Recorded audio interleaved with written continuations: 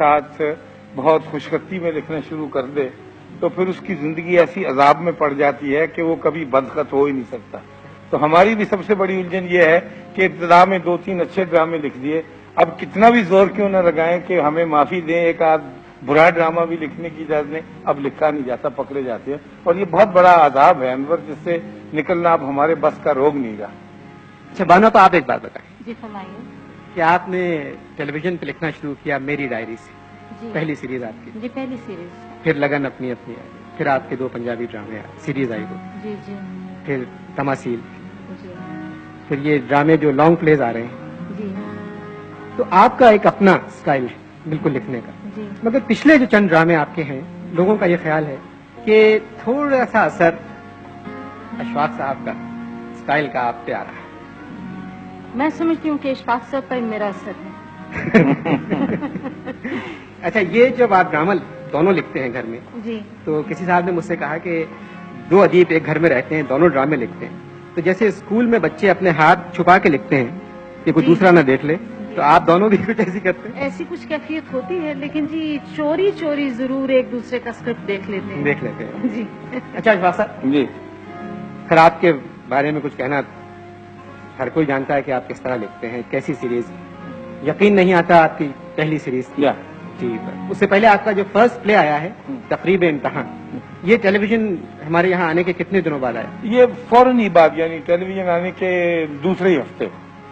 سب سے پہلے تو میری سیریز ہوئی تھی، ایک پنجابی تھی، وہ اس کا نام تھا ٹالی تھلے. وہ پی ٹی وی کی پہلی سیریز تھی. ٹالی تھلے اس کا نام تھا. جہاں جب تو یہ ٹیلی ویژن باقاعدہ نہیں تھا، بلکہ این ای سی کا ایک چھوٹا سا تجرباتی اسٹیشن تھا. تقریب امتحان اس کا ایک اعتبار سے دوسرے ہفتے میں، یعنی ابتدائی ڈراموں میں سے ایک تھا. پھر شہر کنارے.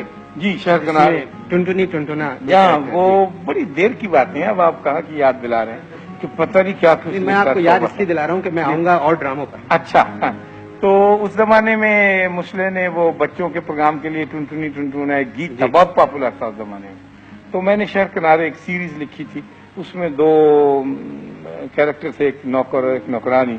تو وہ ٹنٹنی ٹنٹونا کے حساب سے کام کرتے تھے. وہ ایک لائٹر ٹائپ کی تھی. تو لائٹر ٹائپ میں لکھ تو سکتا ہوں، لیکن آخر پہ آ کے میں اسے گمبھیر کرنے کی ضرور کوشش کرتا ہوں. پھر حیرت قدا.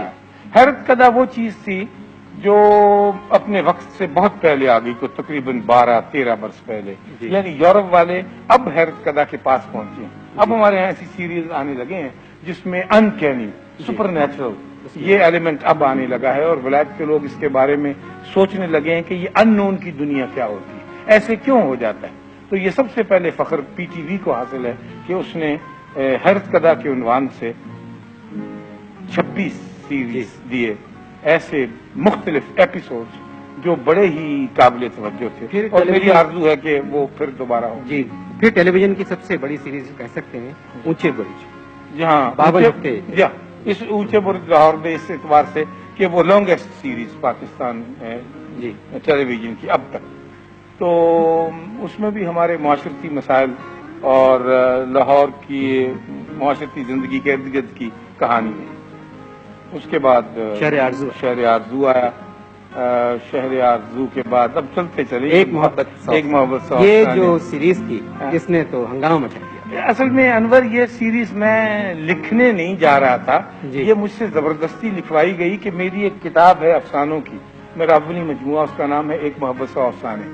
تو اس کو لاہور اسٹیشن والوں نے اپنی مرضی سے بک کر لیا. یہ بڑے بادشاہ لوگ ہوتے ہیں، ٹیلی ویژن والوں سے آپ کا شاید رابطہ کم ہی پڑا ہے، لیکن یہ بہت بات پوچھتے کم ہی ہیں کسی سے، اور ان کو ایک بڑا مان ہوتا ہے کہ ہم ماشاءاللہ سب کچھ جانتے، شاید جانتے بھی ہوں یہ، لیکن شاید لگتا ہے اس کے ساتھ. تو انہوں نے کہا کہ آپ کی کہانیاں بہت اچھی ہیں، تو ہم ان کے ڈرامے بنائیں گے. مجھ سے پوچھے بنا، آپ سے بغیر پوچھے. بالکل. اور ان کو یعنی مجھے مان دے رہے تھے.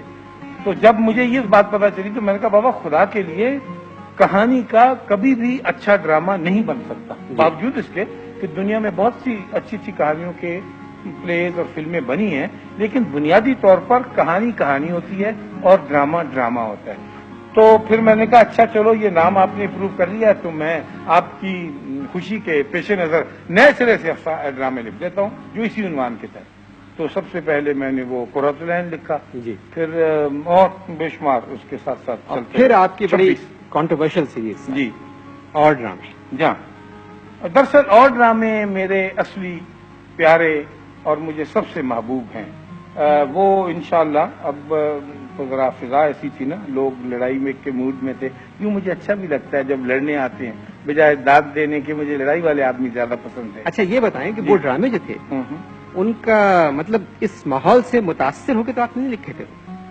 لوگوں کا یہ خیال ہے کہ جو ماحول ہے اس سے آپ نے متاثر ہو کے وہ ڈرامے لکھے. دیکھیے ایک اچھے سمجھدار سنجیدہ ادیب کی طرح سے مجھ میں بھی ڈیولپمنٹ ہوتی ہے اور بڑی تیزی کے ساتھ ہوتی ہے. جی. میں نے شروع کیا بہت ہی ہلکی میٹھی رومانوی کہانیوں سے, جی. اور چلتے چلتے میں اور ڈرامے تک پہنچا. میرے ناظر کی اور میرے قاری کی یہ آرزو تھی کہ میں ابھی تک ویسے ہی لکھتا رہوں جیسے میں چوتھی جماعت میں تختی لکھتا تھا, کیونکہ وہ سمجھنے میں ذرا آسانی, بچہ پیارا لگتا ہے, قلم رکھی ہوئی ہوتی ہے. وہ کہتے ہیں آپ تختی لکھتے بہت اچھے لگتے تھے, تو وہی لکھتے رہیے. میں ان کو ساتھ لے کے چلنا چاہتا تھا کہ نہیں اب آپ تھوڑا سا سوچنے کی بھی کوشش کیجیے.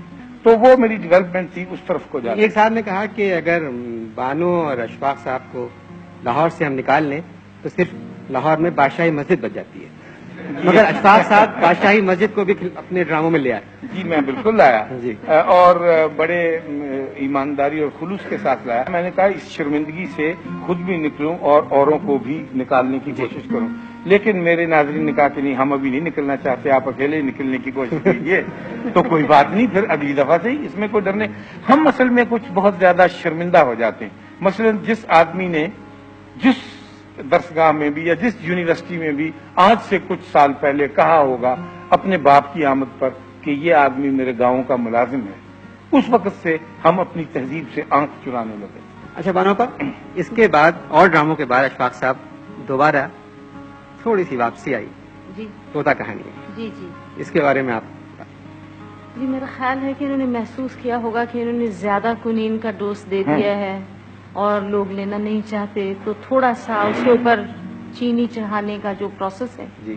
ویسے آپ دیکھیے, اگر غور سے دیکھیں تو اور ڈرامے اور طوطا کہانی میں کچھ ایسا فرق نہیں ہے, لیکن ان میں اپروچ ڈفرینٹ تھی. لیکن ان ڈراموں میں یہ جو طوطا کہانی انہوں نے بنائی ہے, اس میں انہوں نے پھر اپنی ایک محبت 100 افسانے کا فارمولہ بھی دوبارہ ہے. تو جی بس چٹان پر گھونسلہ, انجانے میں شراب.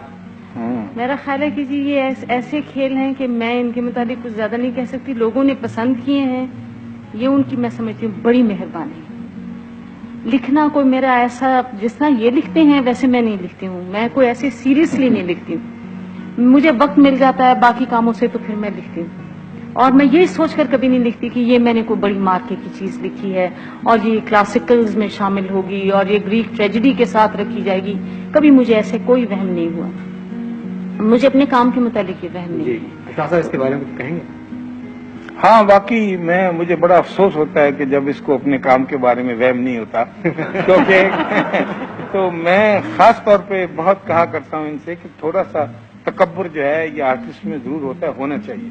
لیکن یہ اللہ جانے کس مٹی کی بنی ہے کہ لکھ دیا دے دیا. 6 دفعہ تو جی لگاتی ہیں ہر فکرے کے آگے اور پیچھے. پروڈیوسر جو ہیں وہ سارے آپا کرتے کہ آپا یہاں کاٹنے کے لیے, چلو میں کاٹ دیتی ہوں, کہ آپا اس میں سے ایک صفحہ گم ہو گیا تھا, اس کے بغیر ہی ہم نے ڈرامہ کر لیا. کہ اچھا بھائی کوئی بات نہیں. کہ اچھا ویسے کبھی بھی اخبار میں یہ نہیں لکھا کہ میرے پلے کو اگر اس نے یہ کیا تو میں یہ کر دوں گی, وہ کچھ نہیں. انہوں نے کہا جی کہ اس میں یہ غلطی رہ گئی تھی, آپ نے لکھا تھا کہ یہ آدمی جو اس کا والد ہے تو ہم نے اس کے بجائے اسے اس کا ملازم بنا دیا. آپ کو کوئی اعتراض نہیں کری, مجھے کوئی اعتراض نہیں, میں کیا کرتے. اب والد صاحب کو آپ نے ملازم بنا ہی دیا تو میں کیا کر سکتا. تو بس ایسے ہی لکھتے ہیں کہ زیادہ تر تو ان کو کام رہتا ہے گھر کا باورچی خانے کا, وہیں پر انہوں نے اپنا ایک پھٹا لگایا ہوا باورچی خانے, وہیں کھٹا کٹ کر کے لکھ لیتی ہیں. خاص طور پہ ان کو پروڈیوسر بہت پیارے ہیں کیونکہ وہ بڑی محبت کے ساتھ ادب کے ساتھ ان سے ملتے ہیں, تو پھر یہ ان کے بھرے میں آ جاتی کہ اچھا میں پرسوں نہیں تو ترسوں تک تمہارا پلے. اور کیا مجال جو 15 تاریخ کہہ دی ہے اور شام کے 6 بجے تو یہ پلے تیار ہو.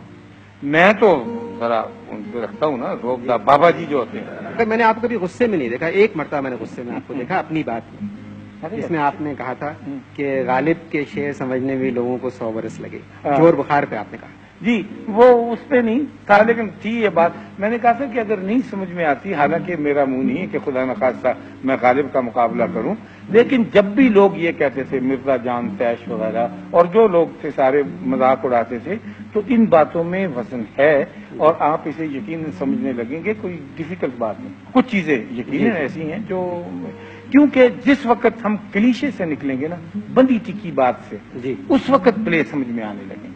سب سے آسان پلے ہے، مجھے وہ کہتے ہیں ماں کی مامتا، یتیم کی عید، بیوہ کے آنسو، یہ لکھ دیں، فٹ سمجھ جائیں گے فوراً، کیونکہ لگے ہوئے